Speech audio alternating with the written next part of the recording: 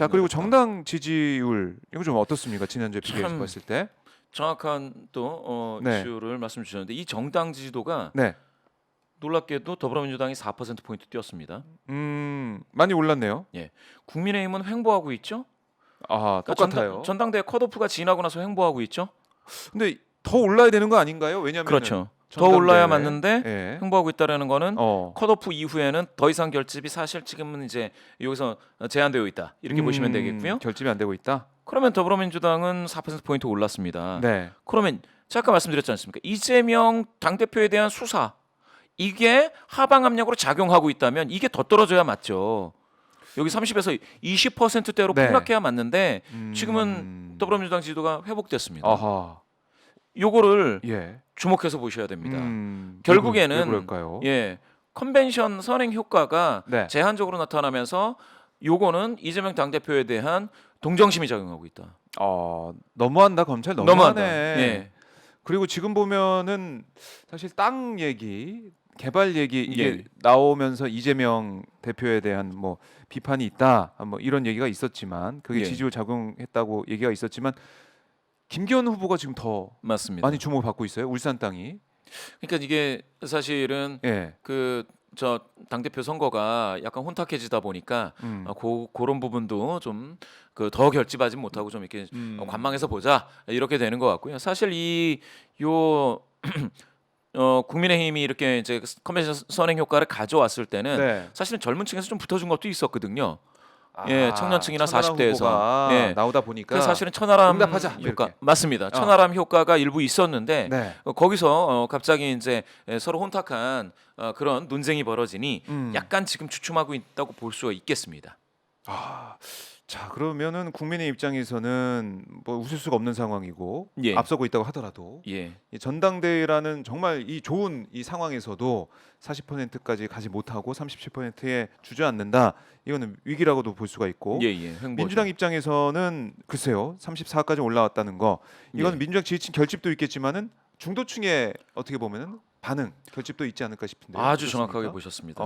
제가 오늘 이 갤럽 네. 지표를 보면서 깜짝 놀랐던 게 바로 지금 말씀해주신 예. 중도의 움직임입니다. 중도가 움직이기 시작했다. 예. 이게 좀 크게 키우겠습니다. 이게 이제 제가 김봉신 대표 직접 조작을 하는 겁니다. 예, 챗 예. GPT 예, 시대지만 챗 GPT. 네, 직접 예, 수작업으로 예, 합니다. 수작업 한 네. 땀 한 땀 제가 이걸 지금 이렇게 갤럽이 이게 PDF로 파일을 주는데 제가 예. 이걸 긁습니다. 긁어서 텍스트에 넣어서 뭐 야. 다시 이거를 이렇게 가져왔는데요. 네.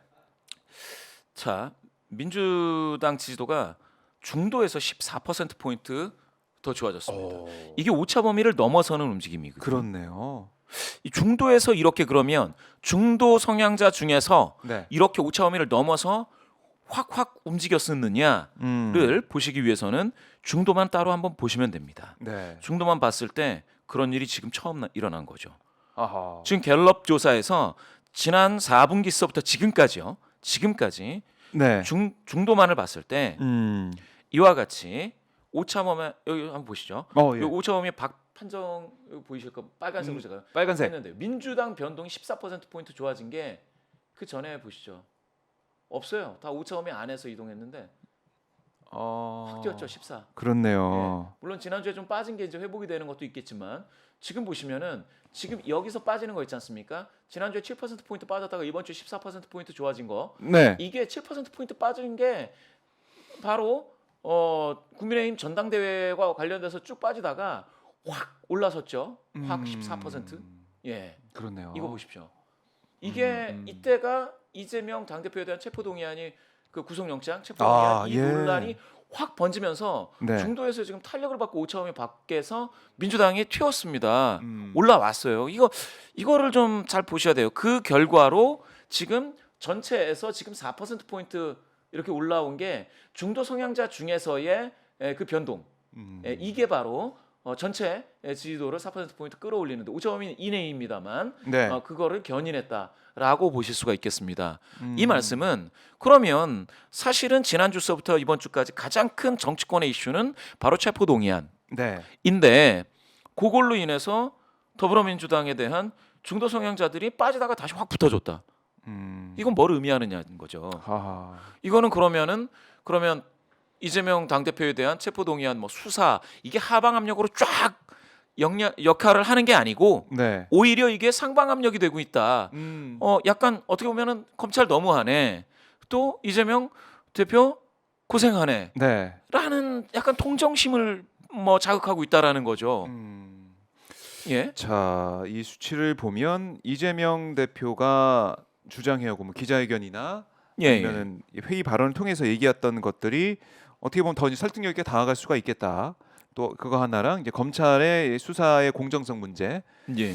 불공정하다. 왜 이재명 대표 다 압수수색하고 275번 했는데 김건희 여사는 왜 안 하고 있느냐 이런 얘기가 맞습니다. 당연히 이거 형평성 문제 차원에서 제기가 될 수밖에 없는 그 흐름들, 이게 양쪽 지지층 결집하고 있는 상태, 그건 뭐 변함없겠지만 중도층에서 너무한다. 여기에 지금 예, 그럴 수 있는 거죠. 민심이 좀 쏠리는 경향이 보여진다. 예. 자, 그래요.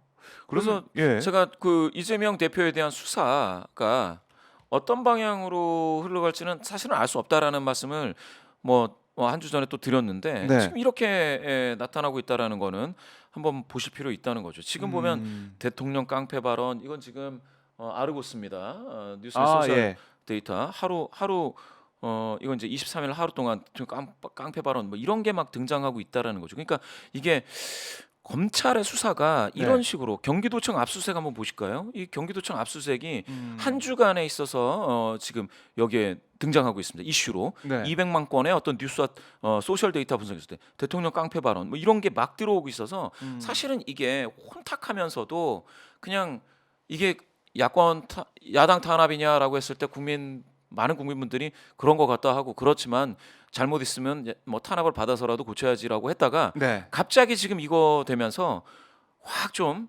민주당에 좀 동정표가 좀 쏠리는 그런 흐름이 가고 있습니다. 이거 묘하네요. 아주 묘하게 됐죠. 예. 그리고 아까 말씀하신 이 창간 기념 오마이뉴스 창간 요 기념 네. 조사 있지 않습니까? 요 조사를 봤는데 이 조사 창간 기념 조사입니다. 요 조사는 2월 16일부터 17일까지 이틀 동안 오마이뉴스가 리얼미터에 의뢰해서 진행이 됐고요. 더 자세한 사항은 오마이뉴스 홈페이지 또는 중앙선거여론조사심의위원회 홈페이지를 참조하시면 되겠습니다. 네. 요 조사를 보시게 될 것 같으면 지금 검찰과 관련된 평가가 좀 있었는데요. 검찰과 관련된 독립성 부분 독립적이지 않다 56.7. 와. 그러니까 저는 오히려 이런 생각을 해봤거든요. 네. 이번 윤석열 대통령께서는 이게 정치인 출신이 아니고 비정치인 출신 대통령 아니겠습니까? 그렇죠. 검찰 출신. 그런데 지금 검찰이 독립적이지 않다.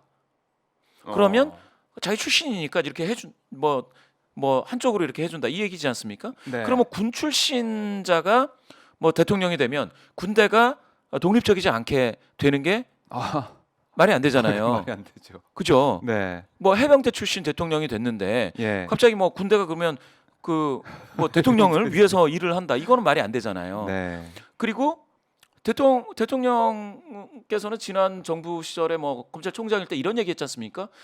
사람에게 충성하지 않고 살아있는 권력도 수사해야 된다. 근데 지금 그렇게 하고 있는지에 대해서 국민 다수가 지금 이거 독립적이지 않다.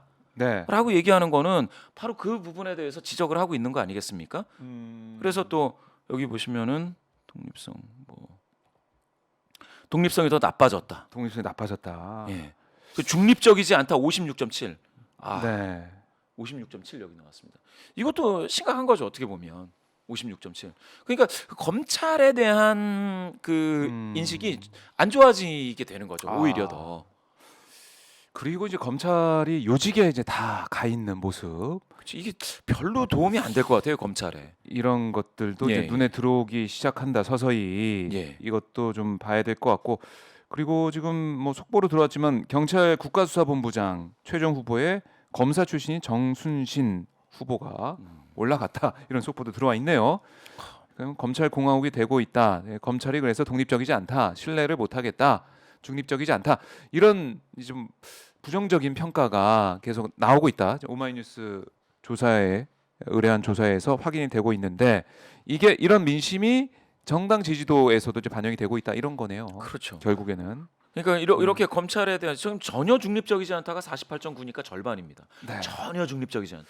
중립적이 네. 않다. 뭐 그래서 네. 나오는 게 그러면은 이재명 대표에 대한 수사는 어떠느냐라고 봤을 때 이렇게 정당 지지도에 바로 동정심이 아, 중도에서 막 쏠려서 그래요. 민주당에 대한 지지도가 중도가 확 올라가는 이런 상황이 지금 등장하게 됐습니다. 네.